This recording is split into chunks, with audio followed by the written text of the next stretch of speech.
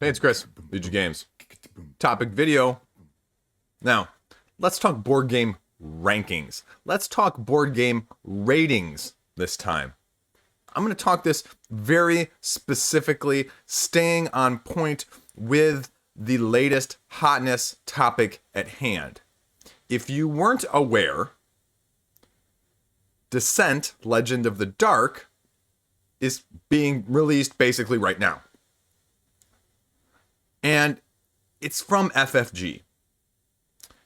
There is going to be a very polarizing divide on this game. There already was when it was announced. There was already even further when they said this isn't really Descent 3.0, because the last iteration was the second edition. This is something else. And I come from no Descent background. So coming in as a neutral party, not someone who has pledged allegiance or loyalty to first edition, second edition, or the newest kid on the block.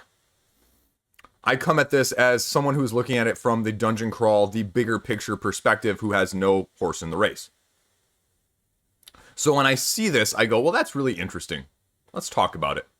And I'm tying it into this topic because what's going on is a microcosm with this game of the macrocosm issue that is Board Game Geek, that is just people online and how they treat things.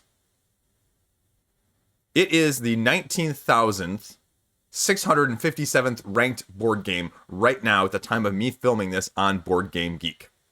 What does that mean? It means absolutely squat. Why? Well, one, it's not available at retail yet. It's released in like 2 days or something at the time of me filming this again. So by the time this is actually aired and you're seeing this, it's already going to be out. But why am I mentioning those numbers specifically? Because at the time of me filming this, there are 280 ratings. And the only two people that I know for a fact that have copies, because I've seen it on social media and there is a review out, Tom Vassell at the Dice Tower and Efka from No Pun Included. And their preliminary thoughts are not the same. So why am I talking about this? Because it's got a 5.7 rating and 280 people have thought it so important to rate this game already because of various reasons. And this is what I'm going to talk about.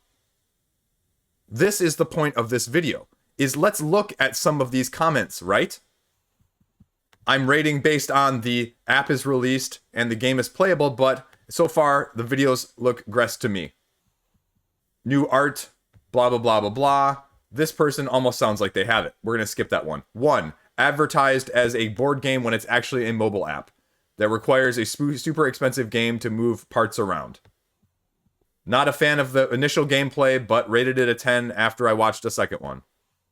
Ugly and Descent is a video game. FFG, time to think more about your customers and not your wallet. Bad board game, bad computer game, and ugly. The third edition is an easy pass for me. I don't like the art. I don't need another app-controlled board game. Is it necessary for another app-driven board game? Slap in the face to second edition.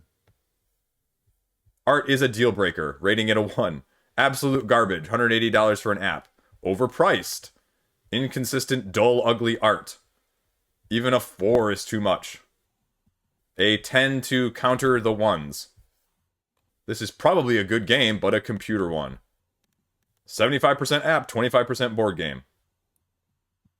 Comedy rating again. Horrible art. Descent is descending. Awesome. Bunch of childish adults whining with a new Descent has an app. You can see why this is an issue.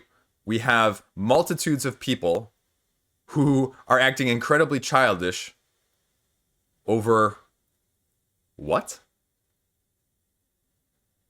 And you know how many games this happens to on Board Game Geek on a year-by-year basis? A lot. You'll see it on like all of the big miniature hype-driven games. All of the CMON games will get the same treatment. And not only do people think it's okay, and I always ask myself, why are you rating that like that? Why are you putting that comment in there?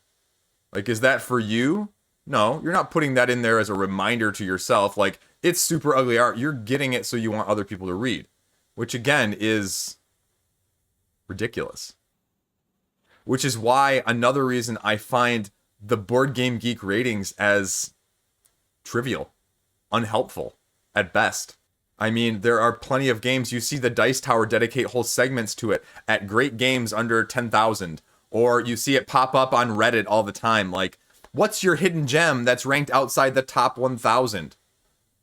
There's lots of good games that don't have good rankings because people spike them one way or the other. This is just the most extreme example of that. But it happens all the time elsewhere. You'll see randomly people that come across some of these games and they just rate it a 1 because they just don't like it. Because they only have, 7, 8, 9, 10, and 1 as their ratings. Which, again, I see plenty of other people online, and you have... and this is the other side of things I never quite understand. How the heck, with some of these reviewers out there... Okay, well, this game is a 7.5. This game is a 7.75. This game is a 7.25. And one time I asked somebody, I said, hey... what makes this game a 7.25 instead of a 7.5 or an 8? And the vague answer that I got just really told me that there's not really an answer behind it. And I know rankings, ratings are subjective. But especially when they go to that many significant digits, if you're a math or science person, it makes no sense from a rating side of things. Because you have no basis usually for justifying why you're taking a quarter of a point or half a point off here or there to get to the score that you're doing. Why not make it thirds? Why not be 7 1/3 or 7 2/3 instead of 7.25 and 7.75? You have no rationale behind it. It's just you decided to be somewhat different. Because with the descriptions, with the whether or not you keep it, with that whole side of things, I doubt that third, quarter, half of a point probably is reflective of that. Because it doesn't really tell me anything more or less. I mean, you can say 7, you can say 8. Again, I think what's more reflective, and why I prefer to do mine my way, is it going to stay in my collection or not?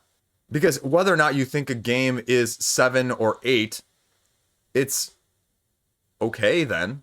But when all of your games that you rate fall somewhere between 7 and 9, in some spectrum of that, it doesn't give me enough differentiation on what ones you think are worth keeping and which ones you really truly like versus which ones you're giving a rating to that are for someone else or that just aren't for you or that you're recognizing that are good that aren't for you. There's no differentiation again there in my mind. And so that's what I have trouble with. But maybe that's just me.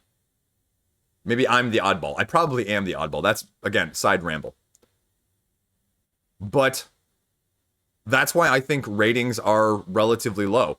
That's why I think what Board Game Atlas or something, or one of the other alternative sites now, is doing or trying to do the Rotten Tomatoes Metacritic side of things, where they just basically took, a dozen, 20 random reviewers from all over the interwebs and said, we're going to take their scores and composite them to give it a little bit more weight. Which, again, you throw one or two people in there that aren't like the others. What if, like, one of the websites like Heavy Cardboard was one of those? And then you have someone like me or someone else that is like non-heavy, non-Euro, non-strategic side of things. I mean, yes, they'd balance each other out, but you could easily have one or two people heavily weighting even within that small sample size. And it just doesn't make a lot of sense to do that either. And that's why, in general, I think that these rankings are somewhat helpful. But if you ask anyone, who's been looking at this for any period of time, that's also why most people at this point also just say ignore it completely whatsoever. Boom, just out of mind, out of sight. Boom, out of mind, out of sight, because it doesn't really matter, because you're going to find good stuff rated bad. You're going to find bad stuff rated good, especially nowadays with all of the preview stuff that just muddles the picture even more. So, I don't know. Again, I know a couple of you have commented that maybe I should go to a 10 scale rating.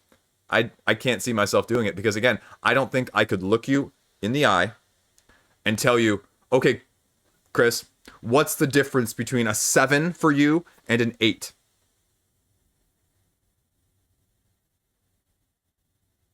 I can't tell you that objectively. I can give you some subjectivity with it, but I can't guarantee you that that subjectivity is going to be consistent either. And that's my biggest concern. So that's why I prefer to do it my way. I just, for my own contentment. Because I can look you in the eye and tell you, this is a game that's good. This is a game that's good and going to stay in my collection. This is a game that's good and not going to stay in my collection. Or this is a game, it's absolutely going to stay in my collection forever. That sort of thing. Because I think when we're looking for channels and we're looking for people to talk to about these things, we want to be able to look at them and say, okay, well, they like this. And, I have similar tastes as them, so I'm going to like this. Or, you know what? They didn't like this and I did, so maybe our interests aren't as... That's what's the most helpful for me. Maybe it is for you too. Let me know. It's an interesting topic. Hope it was interesting for you. Stay classy. Have a great day. See you around.